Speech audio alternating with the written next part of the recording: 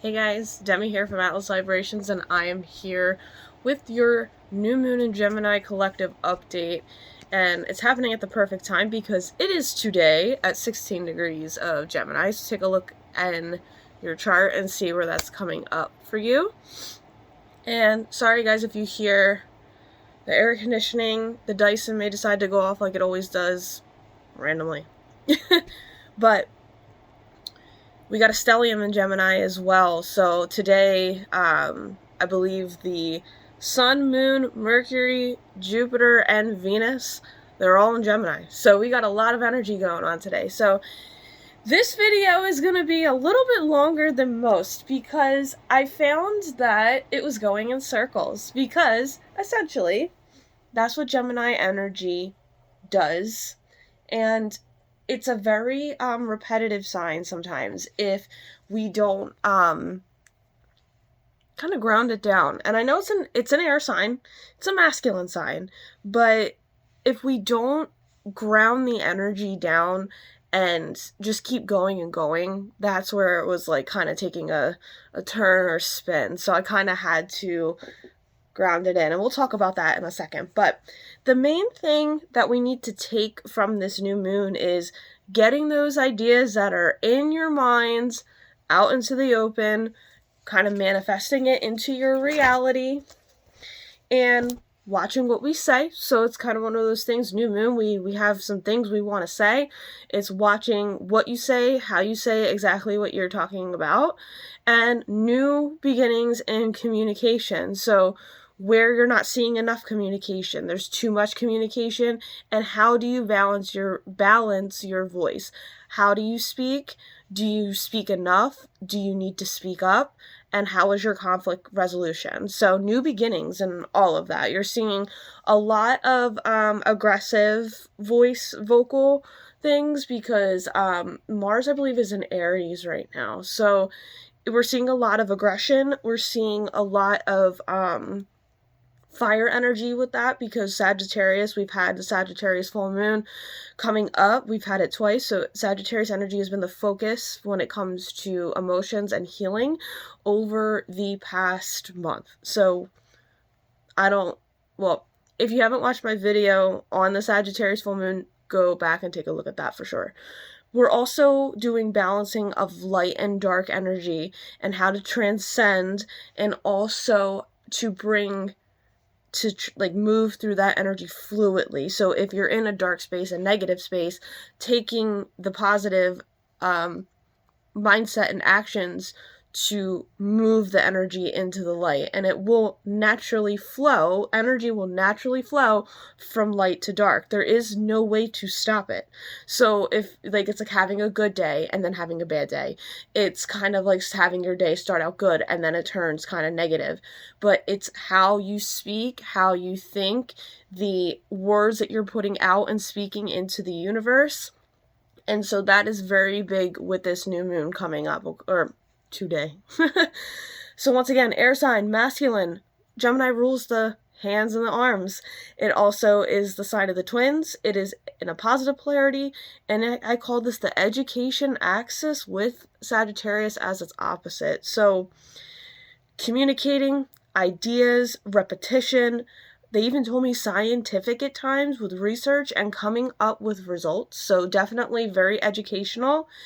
Gemini is the student, so it loves to learn. It needs constant stimulation to grab and take interest. And what's really interesting is because I always talk about this, I think in almost every single video that I put out in Gemini, because we always talk about the dreaded placement of Venus in Gemini.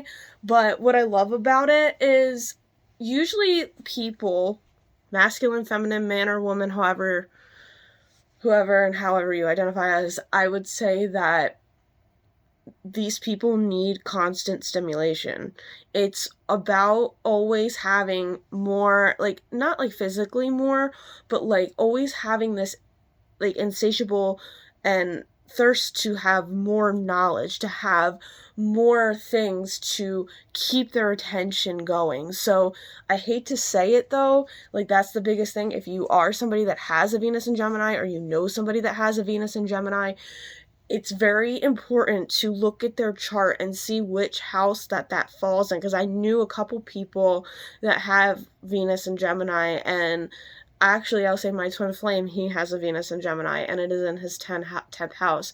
So knowing that the person, because Venus can rule in the chart for masculines, what kind of like physical partners or how, again, love that they go through. So he probably met a lot of partners at work, or really admired somebody who could really talk about work, give him that stimulation. So it's one of those things where, like somebody who talks, like somebody who could talk about and give information about Capricorn energy, society, so those kinds of things. So if you know somebody who has a Venus in Gemini and they're not being satisfied, like, and or you have a partner like that, then that's something important that you definitely need to incorporate into your relationship. Today we have Cain and Abel from the Bible, from Catholicism. And they didn't really give me much on them, but I found it very interesting with Gemini being the sign of the twins, and they were brothers. So I don't know if they were actually twins. I think they might have been. It's been a while since I've sat down and like learned Catholicism, or studied it. But technically they said to us that Gemini it's a sign of duality.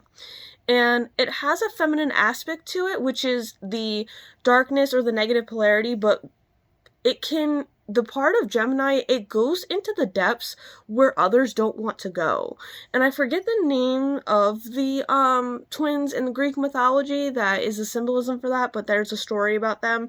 One can go into the underworld while the other one stays, those kinds of things. And you hear stories, and I do believe Cain and Abel's story is very similar, with where one brother kills the other one and the other one dies, and they go to the underworld. And so they want us to know that everything has an opposite, where, once again, darkness exists. And this is why Geminis are perceived in the negative polarity and their shadow side and their dark side as two-faced, because they can see darkness and they can handle darkness very, very well. And this is something they're saying, that the darkness is something that's not new to them. It's not something that, they're going like this, where they don't see it. Like, they do see it, they incorporate it, they physically talk about it. And that's what Gemini energy is too, physically how we speak. And it's like a yin and yang symbolism, like I've always said, with Virgo and Gemini, because it can really show where Mercury, both aspects, where Virgo's more analytical. So Virgo's more about the mind, how you mentally process things, writing things down, where Gemini is all about communication, talking to people, learning that aspect. And still, in both ways with Virgo, you learn a lot, but you heal more. So you need both to mentally process things. So, but they also said Geminis always also see through bullshit, but they can't tell or take the truths themselves. And they were like laughing when they told me that. But it's also being about open to new ideas, to grow or gain new experiences or interests. And it's all talk and no physical action sometimes.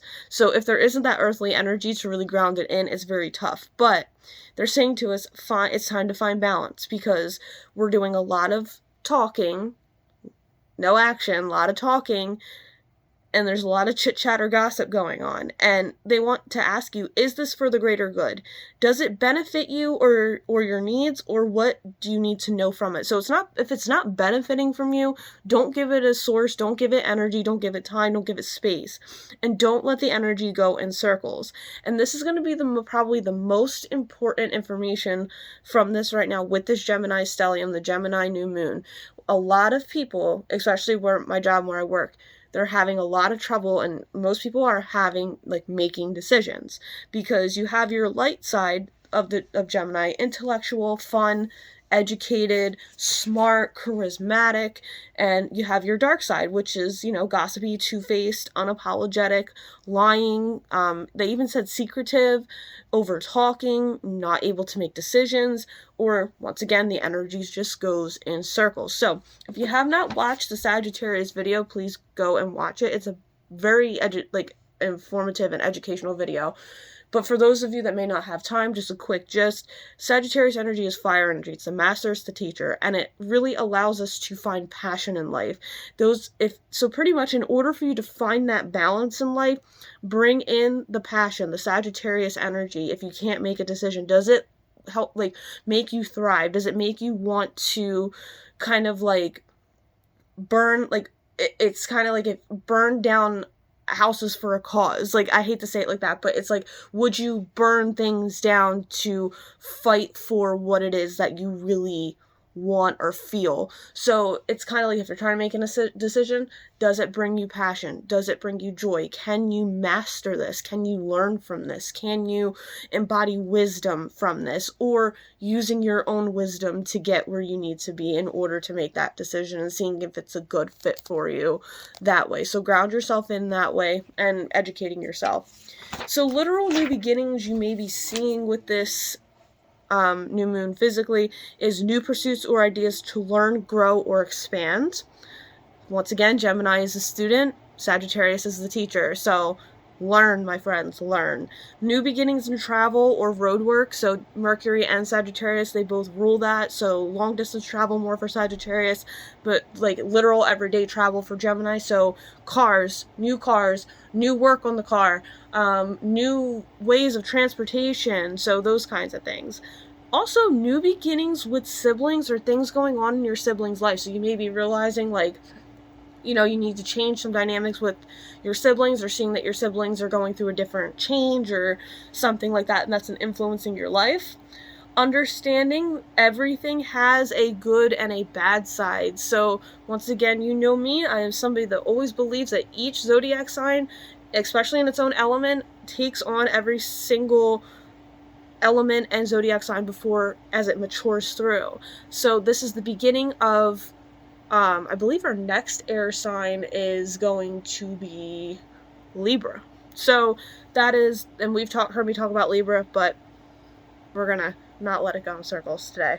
Very Gemini today. But understanding that there's a light and a dark and a balance to both, and new beginnings and how you communicate all together. So yes, I got a couple minutes left. Let's see what Spirit has in their advice for us as we move through this new moon. Very positive, though. They're saying very positive changes. Take this energy, utilize it, and move through with new positive changes if it's bringing it in for you.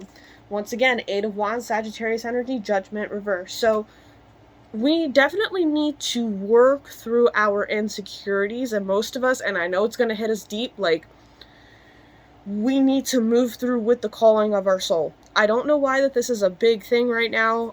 If you guys would like me to pull cards on this at some point and maybe make another video either tomorrow or over the weekend, please let me know.